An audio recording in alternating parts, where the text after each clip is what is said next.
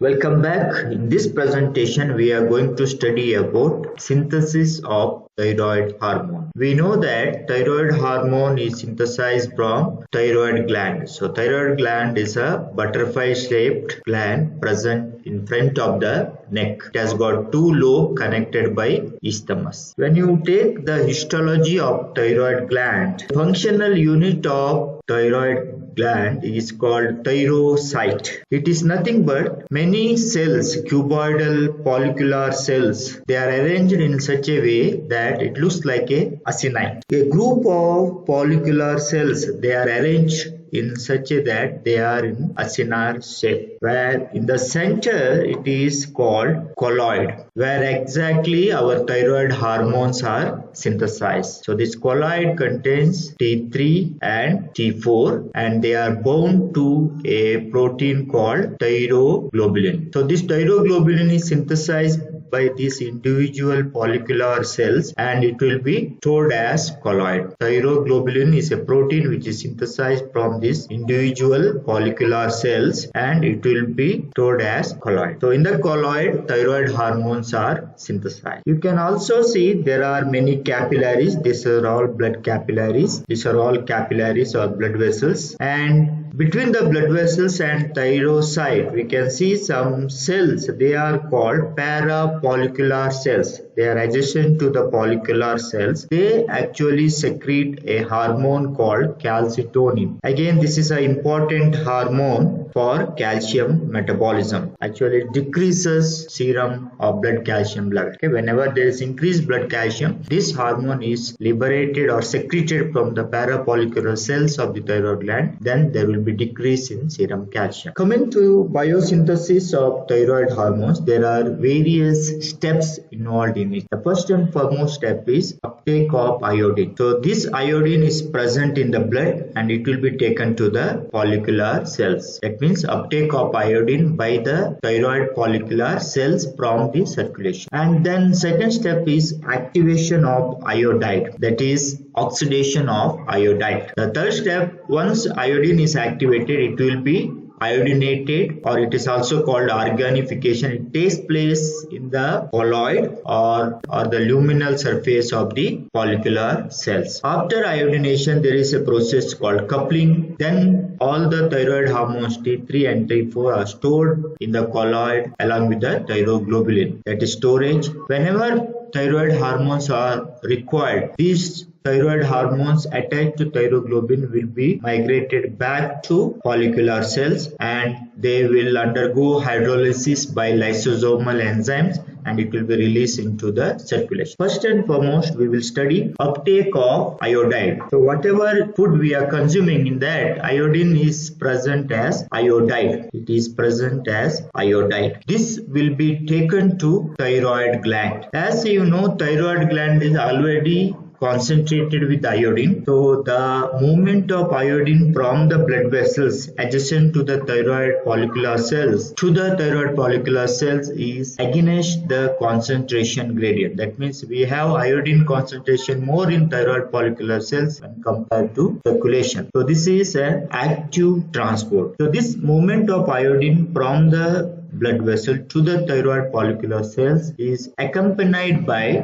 movement of 2 sodium. So there must be some transporter here. So this transporter is called sodium iodide symporter, because both iodine and sodium are migrated or transported inside the follicular cell with the help of a sodium iodide symporter. It's a uniport. So this is trapping or uptake of iodide by the thyroid follicular cells from the circulation. This is active transport. Again, this sodium will come back to circulation with the help of sodium potassium ATPase. So this is trapping of the iodide. So this is the first step of thyroid hormone synthesis. The second step is activation of this iodide. So this iodide now, which is present in the thyroid follicular cell, will be migrated to the colloid where iodine will be activated. So iodine is activated in the colloid. The enzyme for this particular reaction, which is present in the luminal surface of the thyroid follicular cells. So this is an enzyme So the name of the enzyme is called thyroperoxidase,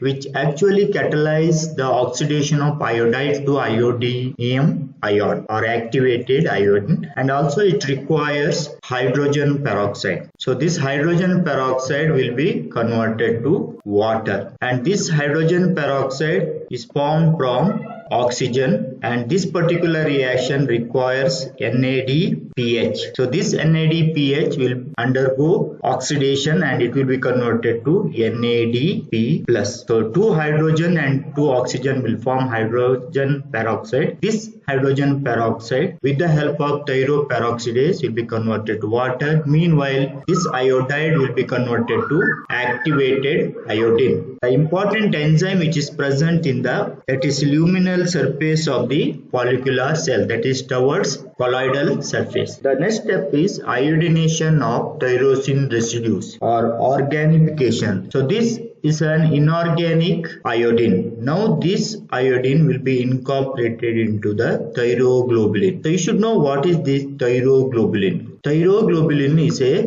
glycoprotein. That means 10% of thyroglobulin is carbohydrate. So it is a homodimer. That means it made up of two units, and each unit is about 2600 amino acids. So together it may contain about just little more than 5000 amino acids. Important features of thyroglobulin is it contains approximately around 115 tyrosine amino acid or residues. This thyroglobulin, which is a glycoprotein, which is synthesized by these follicular cells, and it is processed in the endoplasmic reticulum and Golgi apparatus, and it will be released into the colloid or acinar space. So this is stored here actually. Thyroid hormones are synthesized in the colloid. So now this thyroglobulin, which is synthesized by follicular cell, and it is released into the colloid. So in the colloid we have thyroglobulin. This thyroglobulin is rich in tyrosine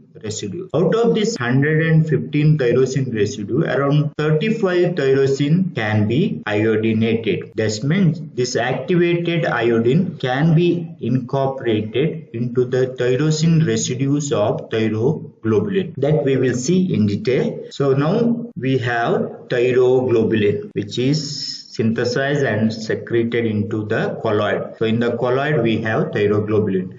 We know that thyroglobulin is made up of different amino acids. So like that around 5200 amino acids are present, and these amino acids, around 115 amino acids are tyrosine, and among these 115 amino acids, 35 tyrosine residues can be iodinated. So that is the third step, iodination. This inorganic iodine will be incorporated into tyrosine residues of thyroglobulin. So iodination is nothing but iodination of the thyroglobulin. If you go deeper, iodination of the tyrosine residue of the thyroglobulin. This is called organification. Inorganic iodine will be converted to organic iodine. So where exactly this activated or oxidized iodine will be attached to tyrosine residues? We already studied in amino acid classification under aromatic amino acid. If you want, you can go and watch that video. I explained structure of tyrosine. So tyrosine, the structure of tyrosine is like this. It is called aromatic amino acid because it contains benzene ring, and it is also called hydroxy amino acid because it contains hydroxyl group. This iodine will be attached to the third carbon atom of this benzene ring. So this is called, one iodine will be attached to this tyrosine. This is called monoiodotyrosine. Monoiodotyrosine. In short, we can write it as MIT. So where exactly iodine will be attached? In the third carbon atom of the benzene ring. Similarly, this iodine can be attached to the third carbon atom as well as to the fifth carbon atom of the benzene ring. Then we can write it as this monoiodotyrosine is also we can write 3 dash because the position of the iodine is in the third carbon atom. Here we have in the third carbon atom as well as in the fifth carbon atom. So we can write 3,5 diiodotyrosine, or in short we can call it as DIO. IT. So this is actually iodination of tyrosine or organification. Where these tyrosine residues are there, maybe tyrosine, this may be tyrosine. So these tyrosine residues are iodinated. So which carbon atom? Usually third carbon atom, then we call MIT. If iodine incorporated into third and fifth, then we call diiodotyrosine. This step is iodination of tyrosine residues of thyroglobulin. The next step, so coupling means when a diiodotyrosine combines with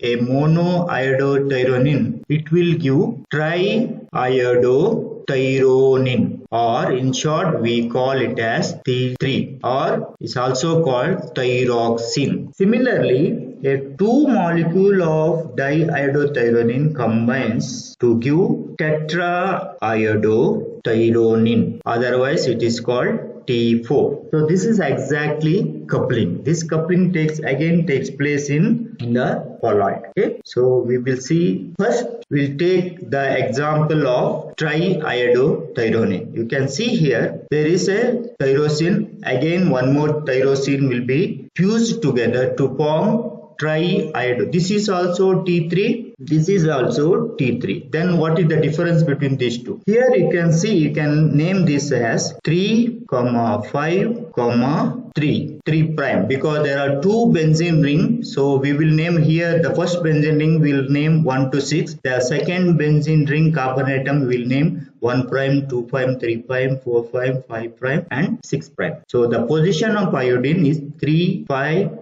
and the second benzene ring 3 prime. Triiodotyrosine. So this is actually T3 or thyroxine. This is when a diiodotyrosine combine with monoiodotyrosine. Then we will have T3. Suppose a monoiodotyrosine combines with diiodotyrosine. Then we can write here 3, now the naming is different. 3 prime, 5 prime, triiodotyrosine. This is called reverse T3. Okay, reverse T3. Actually, it is an inactive T3, reverse T3. So while coupling, when diiodotyrosine combines with monoiodotyrosine, then we will get thyroxine, active tyrosine, whereas one monoiodotyrosine combines with diiodotyrosine, then we will get 3, 3 prime, 5 prime triiodotyrosine. So the only the incorporation of the iodine, then it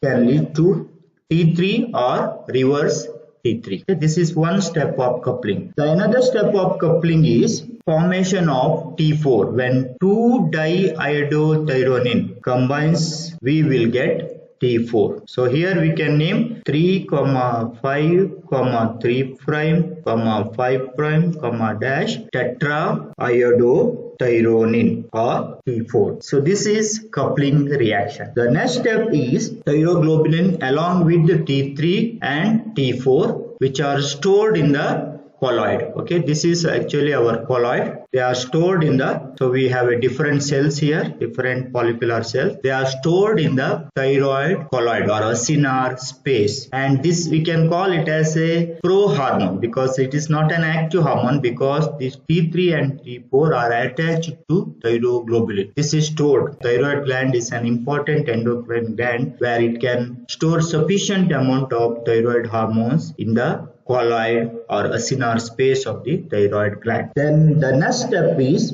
now whenever our body requires thyroid hormones, this entire thyroglobulin will be internalized. It is called endocytosis. Now we have this thyroglobulin with the tyrosine residues with T3 and T4. So inside the follicular cell we have lysosomes. These lysosomes release lysozymes and they will hydrolyze this thyroglobulin protein which are attached to thyroid hormones, so that these thyroid hormones are released. Remember, even though theoretically we can say that the colloid contains T3 and T4, but 99% or more than 90% it is only T4. Okay, very small amount of T3s are present is even in the colloid or even in the thyroid follicular cells. This T4 can be converted to T3 by removal of one iodine. This particular reaction requires an enzyme called deiodinase. But majority of thyroid hormones released to the circulation is T4. They say about 90% of thyroid hormones released to the circulation is in the form of T4. In the peripheral tissue, this T4 can be converted to T3 by again same enzyme. Okay. So this is hydrolysis and this is release actually. This is the next step actually. Release. The seventh is release of this thyroid hormone to the circulation. So whenever thyroid hormones are required, this thyroglobulin along with thyroid hormones which are stored in the colloid, they are internalized to the thyroid follicular cells. The process is called endocytosis. Then there is lysosomes present in the thyroid follicular cell. They release an enzyme lysozyme. They are hydrolytic enzyme. They hydrolyze this thyroglobulin and release T4, and T4 will be converted to T3, but majority of thyroid hormones released into the circulation is T4, and in the peripheral tissue this T4 will be converted to T3. Even though the majority of hormone is T4, but most potentially active hormone is T3. The active hormone, potentially or biologically active hormone is T3. But in the blood, the level of T3 is very less when compared to level of T4. T4 is more actually. Metabolic activity of thyroid hormones is through thyroxine or T3. So that is the last step I already explained. So T4 will be released into the circulation, and T4 will be converted to T3 in the only small amount of T3 will be released into the circulation, because majority of T4 can be converted to T3 by an enzyme deiodinase. This is with respect to thyroid hormone biosynthesis. So for the biosynthesis of thyroid hormone, we require one mineral, that is iodine, and an amino acid is tyrosine. These two are important precursors for thyroid hormone synthesis. So this tyrosine is actually which are part and parcel of thyroglobulin, synthesized by thyroid follicular cells into the acinar space. This is called colloid. That is with respect to thyroid hormone biosynthesis. Thanks for watching.